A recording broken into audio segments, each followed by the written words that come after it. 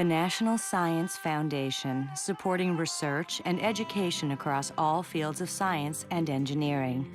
The National Science Foundation, where discoveries begin. Κάτω από τον ίσιο σου ταξίδεψα.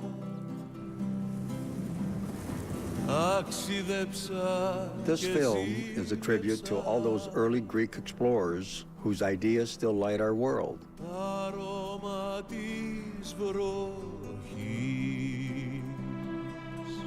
And as a Greek American, I am proud to celebrate their spirit and achievements. I hope you'll be amazed and inspired by their story and by all the wonders of ancient Greece.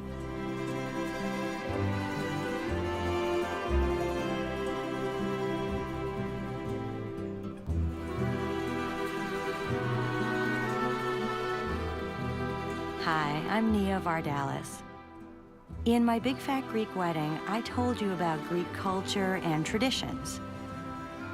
Now I want to share with you the history and archaeology of the culture I love so much.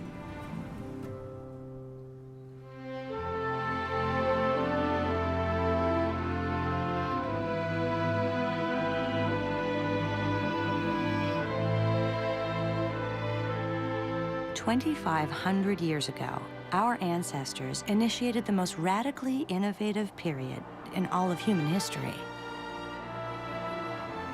They redefined art, literature, medicine, and philosophy, and created a new kind of society based on equality, a democracy.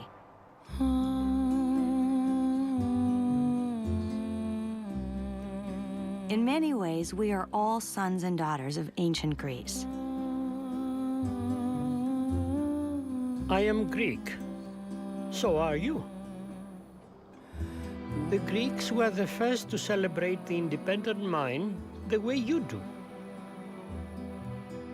They shaped what you think is good and true and beautiful.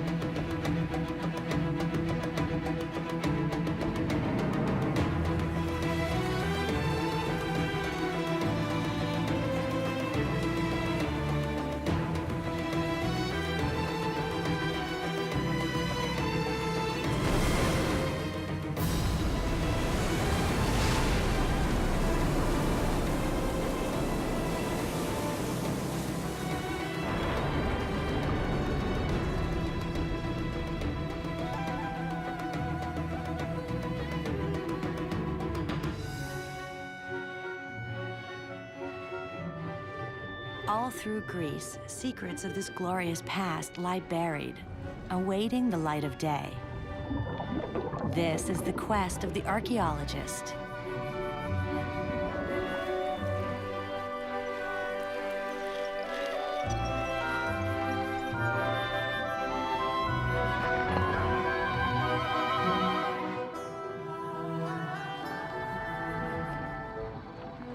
After 2,000 years, chance uncovered the statue of Poseidon, god of the sea.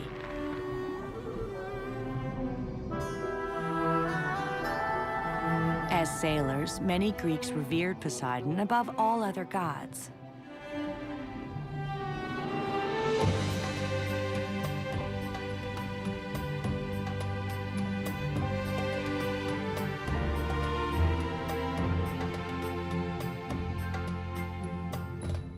In all of the Mediterranean, the Greeks were the first ever to make seagoing voyages.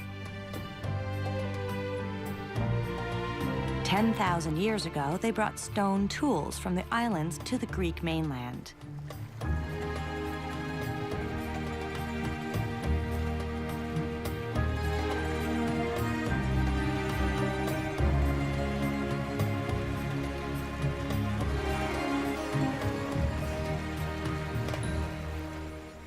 They became skilled sailors because they had to be. They lived in a land of 2,000 islands.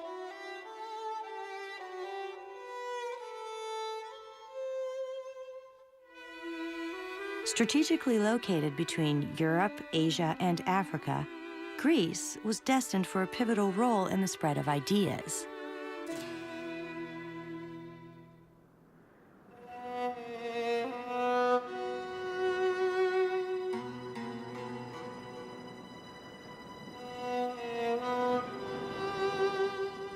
Throughout Greece, magnificent stone ruins announce the legacy of a mighty civilization. But beneath the ground, there are whispers of a secret world. As an archaeologist, Christos Dumas has spent a lifetime listening for these voices of the past. My father was a farmer, too poor to own his own land. Just like these children, I grew up living and breathing the history of my country.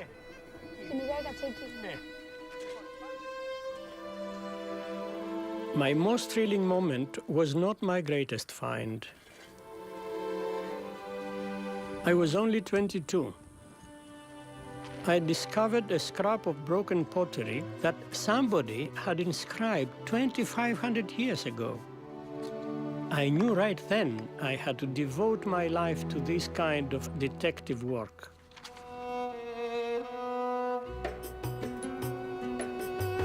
The great adventure of my life began 15 years later. On the island of Santorini, near the ancient town of Thera, my professor found traces of a Bronze Age city. But the people there left no written language we can understand. So we know only what their objects tell us.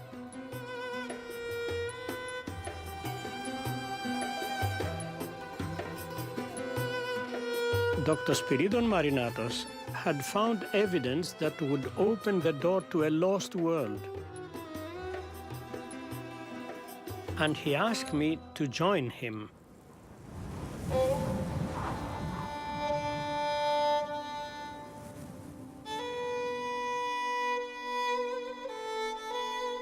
Many Bronze Age sites have been trampled by time.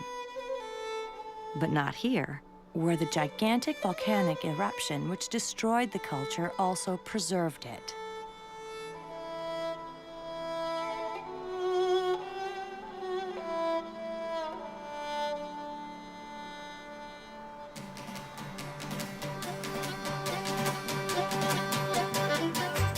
On Santorini today, you can feel the pulse of life.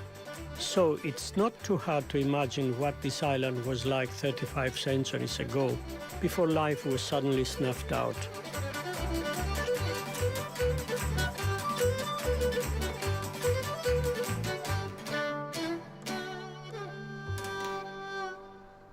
The shape of the island, surrounding a huge volcanic crater, has prompted some archaeologists to look here for the lost city of Atlantis, the fabled city Plato wrote about.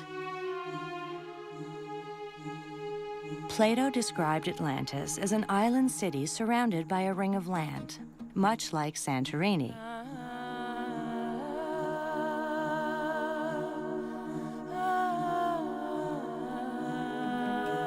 Could Santorini be Atlantis?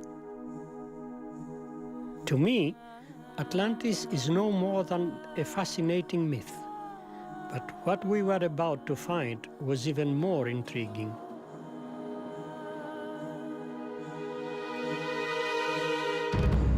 When we dug down and brushed away the ash, we found thousands of everyday items. Tools and clay pots containing remnants of barley, fish, and snails. This find could transform our knowledge of Bronze Age Greece. Now I knew why Professor Marinatos was so excited. Many of the walls were painted with murals, but there was one problem.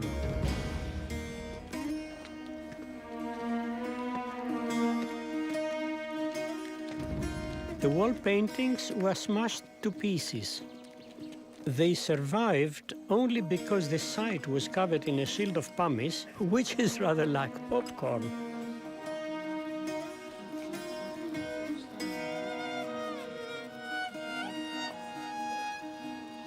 Piecing the paintings together is like getting to know someone.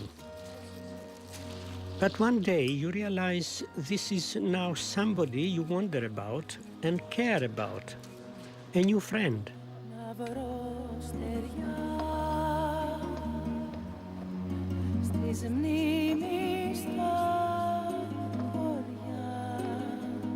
Until now, no one had ever seen such an expressive face from Bronze Age Greece. People from the past speak to us, provided we are ready to listen.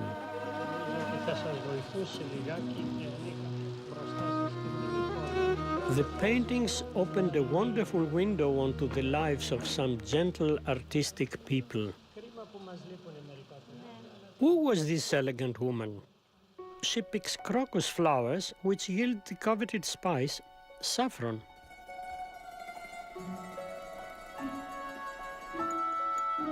We carefully catalogue the seeds found here.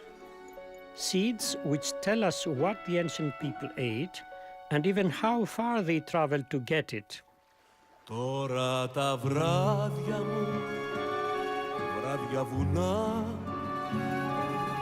του ταξιδιού μαυρά πανιά. Άδεια η καρδιά μου, γειτονιά, στου κόσμου αυτού την ερημιά. The sea was central to this island culture, yet their boats were a mystery. The only clues came from small ringed seals, which offered no details. In fact, we knew almost nothing about Bronze Age ships until the flotilla painting was assembled.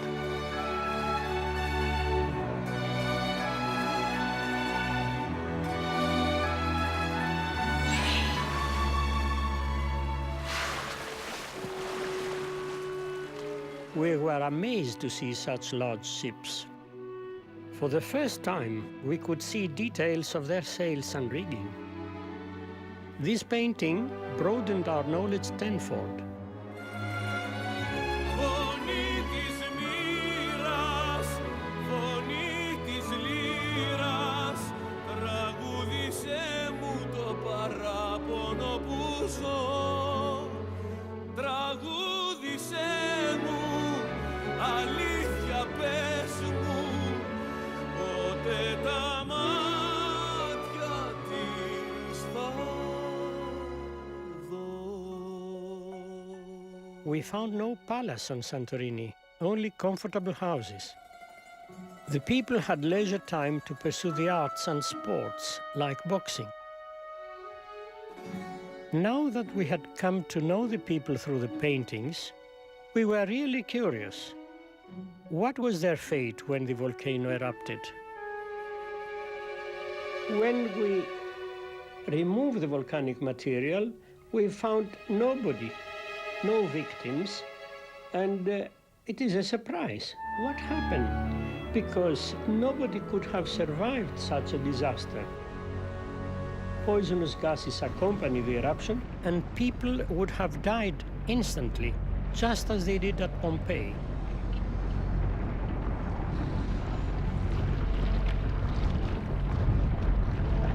Where were the people?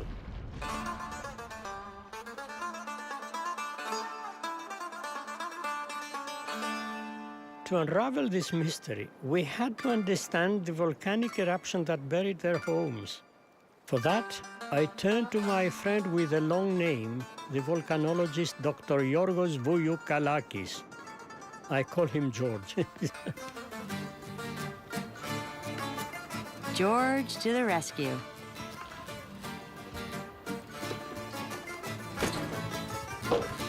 Γιώργο!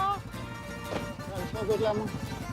Να είχα φτερά στα πόδια, τα τόσα σου ανηφόρια, τα τόσα σου εμπόδια, να πέρναγα με μιας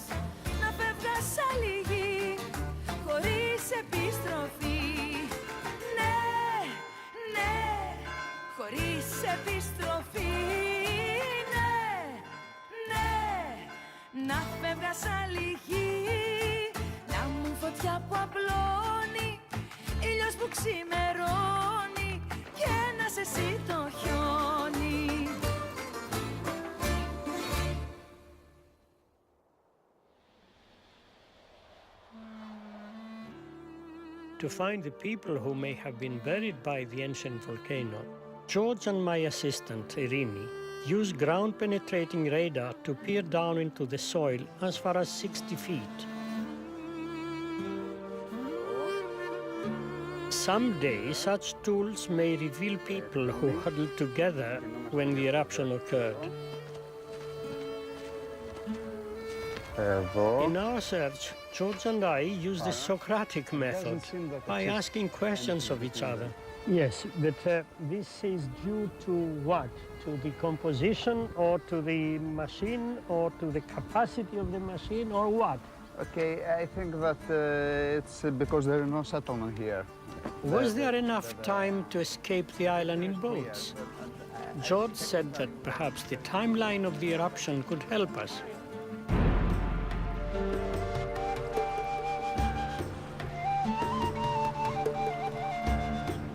This cliff, all 100 feet of it, was laid down during the eruption. To George, the cliff is a timetable, a diagram showing how the eruption unfolded. By studying the layers of debris, George can trace the 4 phases of the Great Eruption. Because the bottom layer was just 3 inches thick, George knew that the first phase lasted only about 10 minutes. Fine yellow wash layer, which fell for about 10 minutes before the big blast began. It's like mud. Yes, this is muddy layer. And people could survive this event. But the big problem began after it. The volcano gave off plenty of warning signals. But once the second phase began, it turned deadly in just minutes.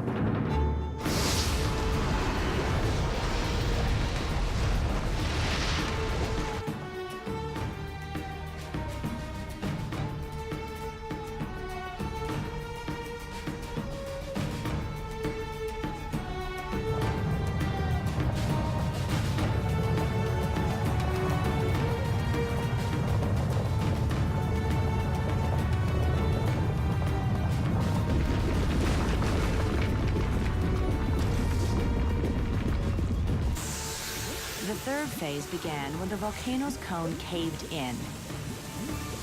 Seawater rushed into this inferno, creating a pressure cooker of superheated steam, which set off a massive explosion with the force of 40 atomic bombs.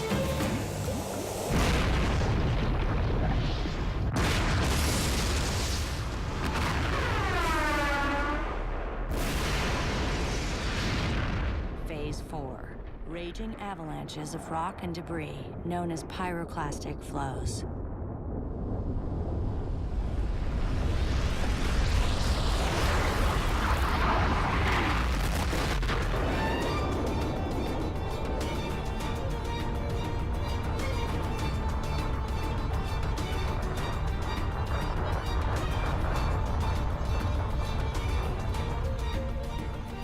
Evidence suggests that the volcano produced gigantic waves, 60 feet high.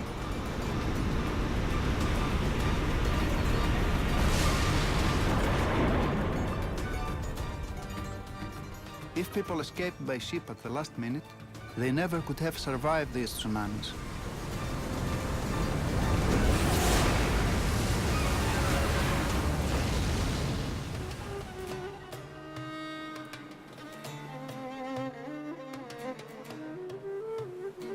The thickness of ash has proved that this was probably the largest volcanic explosion ever witnessed.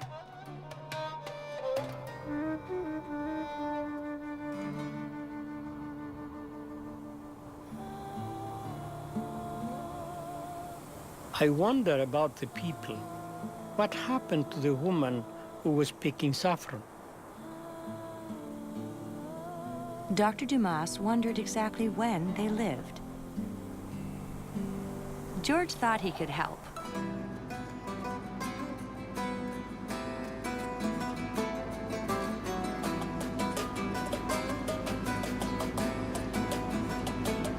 George makes frequent trips to study the volcano's vents. This is George's laboratory.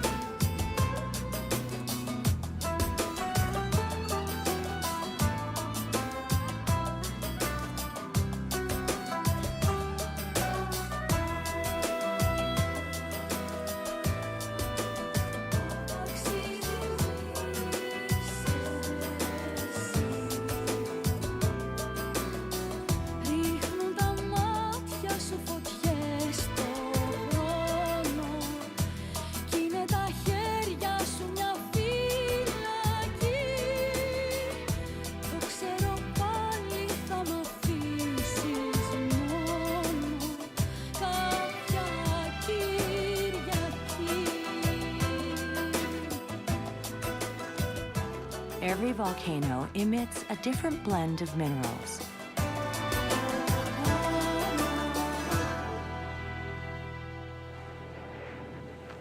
To pinpoint the exact date of the eruption, George and other geologists identified the distinct mineral fingerprint of the Santorini volcano.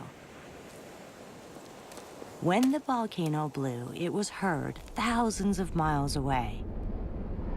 This volcano had a global impact on weather patterns. Far away in Greenland, when the volcanic ash settled on the ice cap, it left a fingerprint. Who would expect that an ancient Greek secret lay buried in a glacier?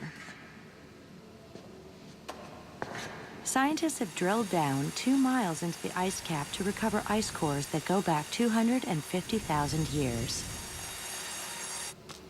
Each stripe represents a summer and winter. The unmistakable fingerprint of the Santorini eruption tells scientists exactly what year the volcano blew. 1646 BC. A century earlier than the historians had previously thought. The startling date of the eruption changed the timeline of Greek history. The date of the paintings proved that the islanders had wider contact with other cultures sooner than expected. Because we have the depiction of Mycenaean warriors with their boar-tusk helmets. Boar-tusk helmets were worn only by Mycenaeans, Greek mainlanders considered enemies of the island cultures. Yet here they all are, side by side, on the same ship. Something that archaeologists are still coming to grips with.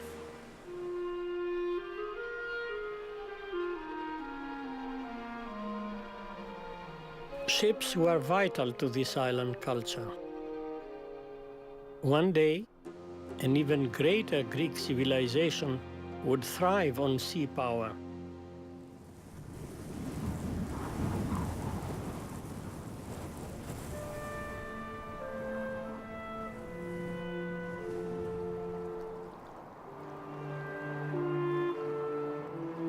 A 1,000 years after the volcano buried Santorini, the Greeks sailed well beyond the Aegean Sea, encountering exotic new ideas which inspired them to reshape their view of the world.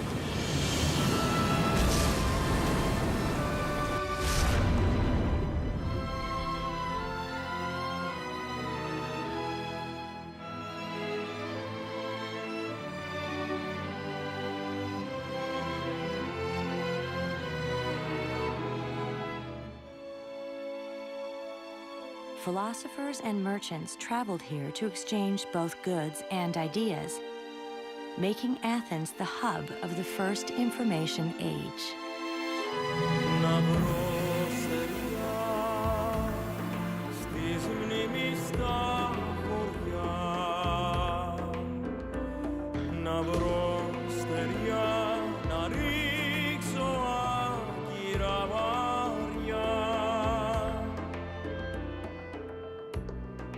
Here in Athens, unlike Santorini, historians and poets wrote down every detail of all the great events.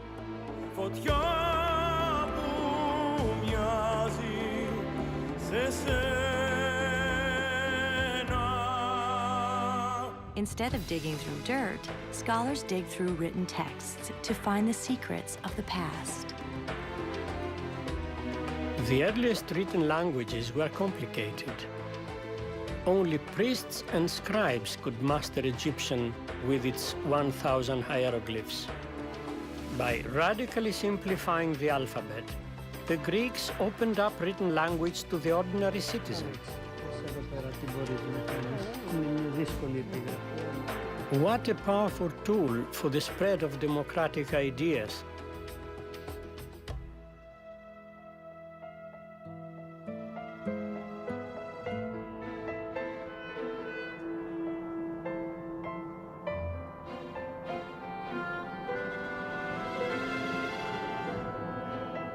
Although free thinkers risked censorship and even death, the central marketplace in Athens was the site of heated debates.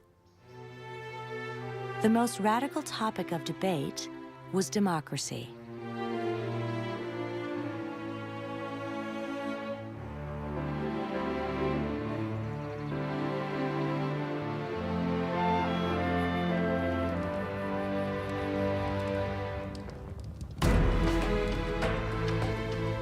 In 510 BC, the citizens of Athens voted for the first time, signaling their choice with white or black stones.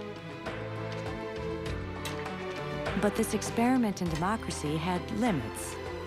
Voting was open only to citizens, male citizens. Women and slaves could not vote. For nearly a century, Greece blazed like the sun at the intellectual center of the ancient world, embracing foreign ideas and improving on them.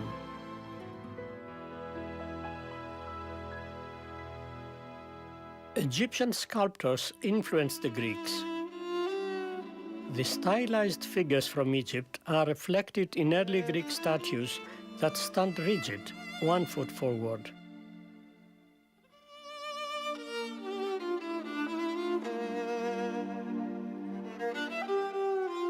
But once the Greeks mastered the skill, they took it to another level and made it their own. The sculptors could almost breathe life into marble and bronze to capture the truth about how we move.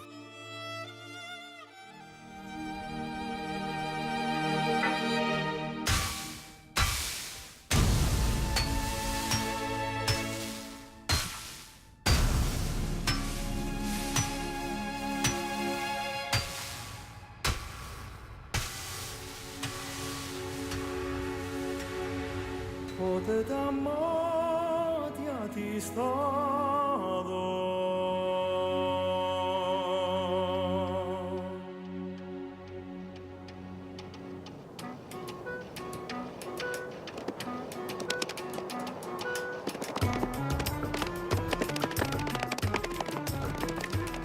The stage play. Greek poets and playwrights invented the basic forms of comedy and tragedy. Now there's an innovation.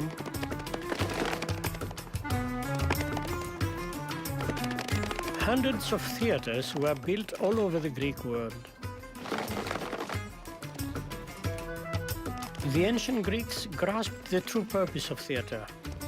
It was not simply entertainment. Theater was a central forum for debating ideas.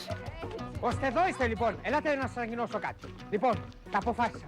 Θα κάνουμε αποχή από το σεξ να σταματήσει ο πόλεμος. This is the great play Lysistrata, one of the first anti-war comedies. Ούτε κι εγώ και στο είναι σούνι ο πόλεμος. Hey, I think that's my cousin. Ούτε εσύ που μου έλεγες θα έχουμε στο κορμί σου τα δύο. Εσύ. Αποκλείεται. Ούτε εγώ. Όχι. Όχι. This culture celebrated both the poet and the warrior.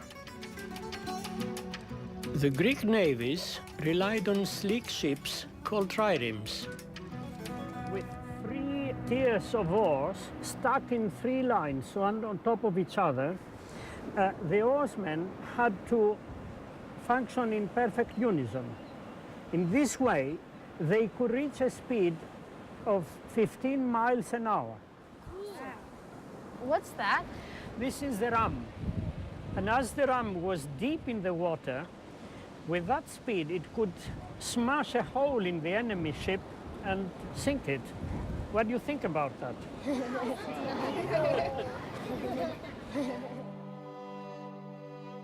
To expand their empire, the Persians attacked Greece. The Athenian navy laid in wait at dawn at the Straits of Salamis.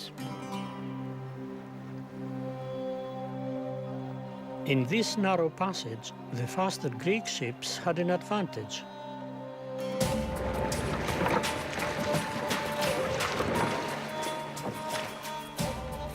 Though outnumbered 2 to 1, The more maneuverable Greek ships were able to ram the Persian ships and win a decisive victory. At Salamis, Greek seafaring skills preserved democracy.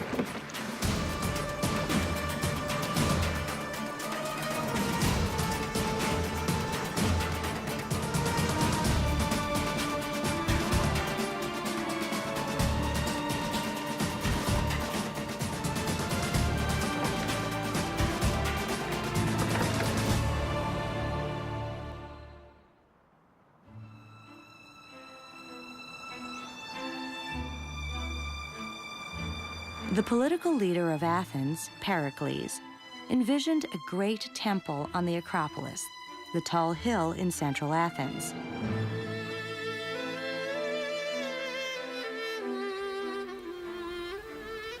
Hundreds of stonemasons labored for 15 years.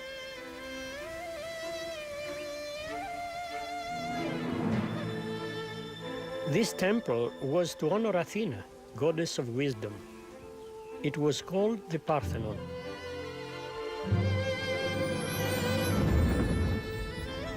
Of all the gods and goddesses, Athena was the most revered by the Athenians.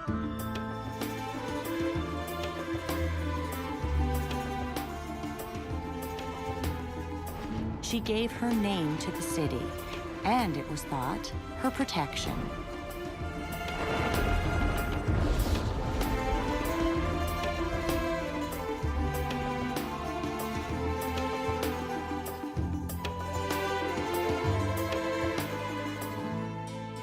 Today, the words of Pericles seem prophetic, but not in the way he intended. You should fix your eyes every day on the greatness of Athens, as she really is, and should fall in love with her. When you realize her greatness, then reflect that what made her great was men with a spirit of adventure, men who knew their duty, men who were ashamed to fall below a certain standard.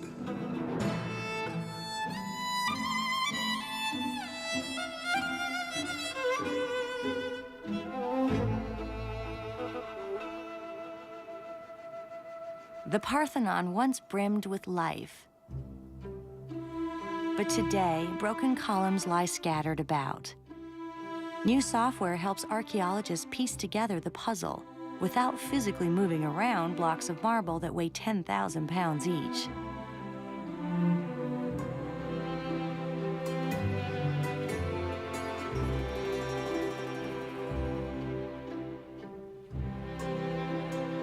This building was a revolutionary design. There isn't a single straight line. Pillars swell and taper, floors curve. The Greeks had the genius to tailor this building to the human eye, and the skill to build it.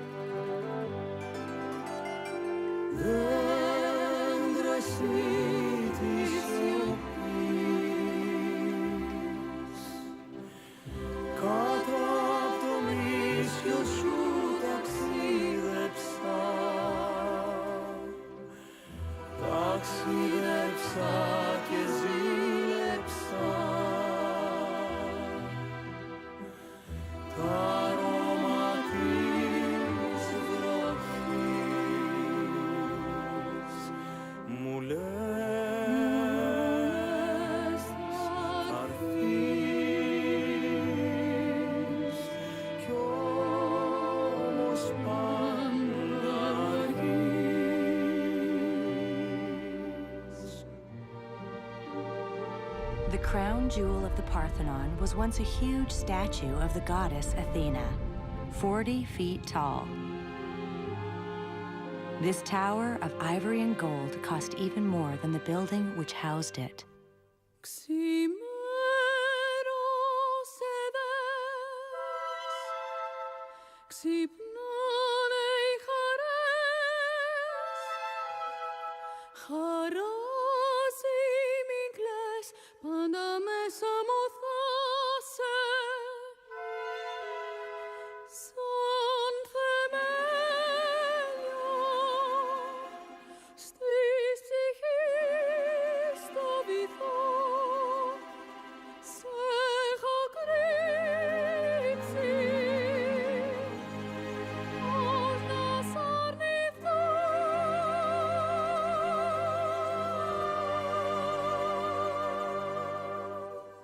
When the computer carried us back through time, I felt such a deep connection to my Greek ancestors.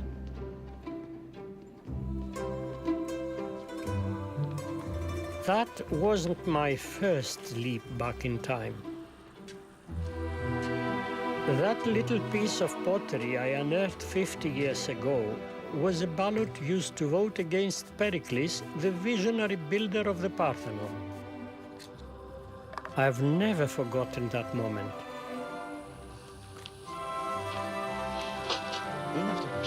The name Pericles, scratched into a scrap of pottery, spelled trouble.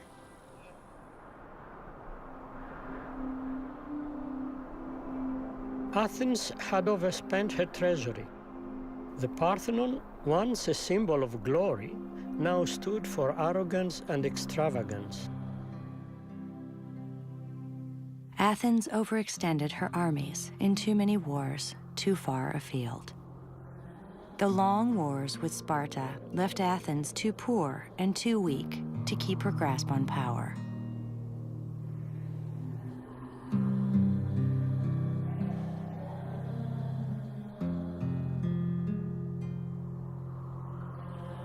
After nearly a century of innovation and supremacy, Athens' hubris, her arrogance, was her downfall.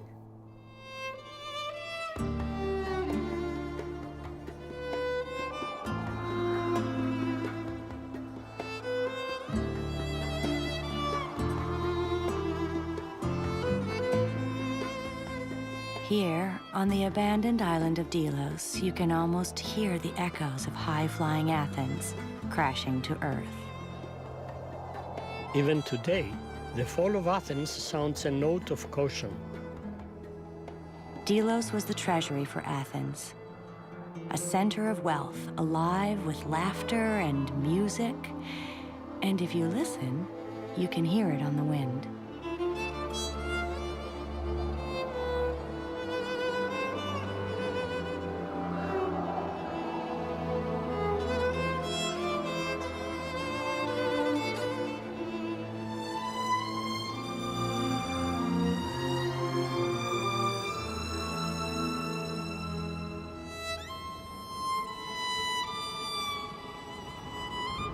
Civilizations can simply crumble.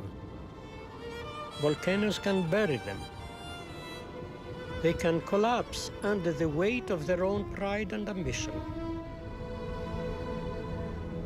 When civilizations fall from a great height, they shatter. But centuries later, those glorious fragments still enrich our lives.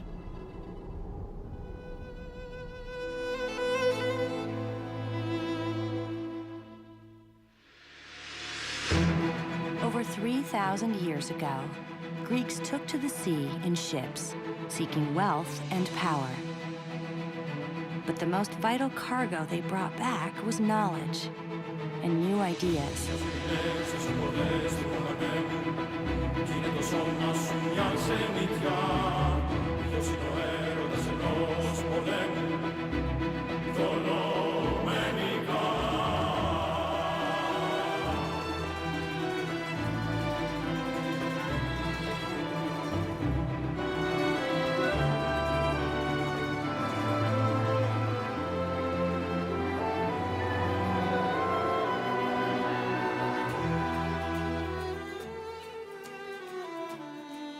On the island of Santorini, Dr. Dumas continues his detective work.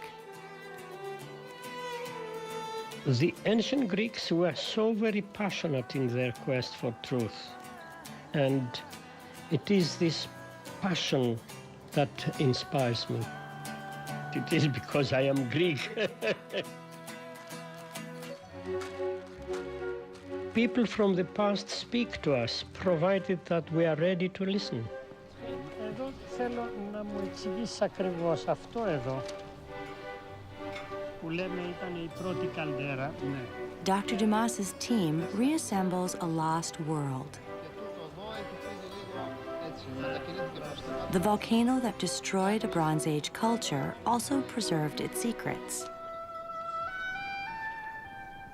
In many ways, the advanced civilization on Santorini foreshadowed the golden age of Greece.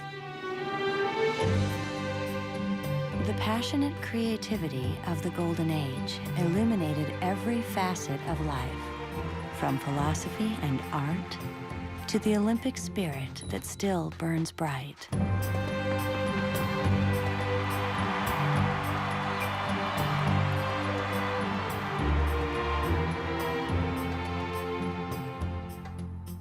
No other civilization has so profoundly shaped who we are and how we live. My Greek ancestors taught us to govern ourselves with moderation, heal ourselves through the use of logic,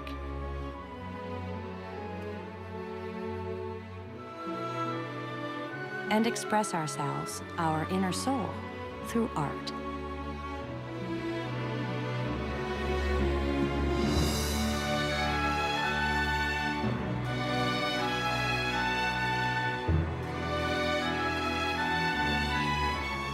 The world has never seen anything quite like the transformation of ancient Greece, where an enlightened society based on equality redefined what it means to be human.